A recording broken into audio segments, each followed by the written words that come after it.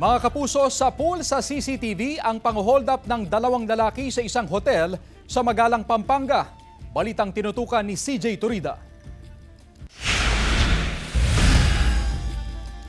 Sa CCTV footage na hawak at nirelease ng Pampanga Police Provincial Office, makikita ang pagpasok ng dalawang lalaki sa isang hotel sa Barangay San Antonio, Magalang, Pampanga pasado alas 2 ng madaling araw noong June 6. Nakasuot ng itim na bonnet ang isa at may hawak na baril, habang ang isa ay nakasuot ng puting damit at nakatakip ang mukha.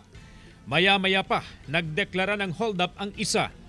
Tinutukan ng lalaking may hawak na baril ang bantay saka pumasok sa loob ng opisina ng hotel. Hinalughog ng lalaking nakaputi ang drawer at tinangay ang laman nito. Natangay ng mga sospek ang pera na nagkakahalaga ng mahigit 11,000 piso at 3 cellphone na may kabuuang halagang 18,000 pesos. Sa investigasyon ng Magalang Police Station, sakay ng motorsiklo ang mga sospek nang huminto sa harap ng hotel.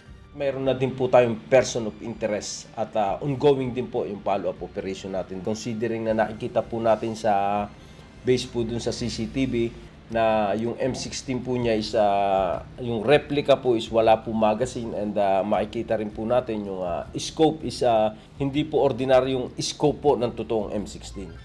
Tumakas ang mga sospek matapos ang krimen.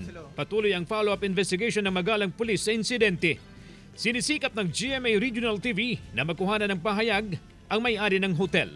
CJ Turida, One North Central Luzon.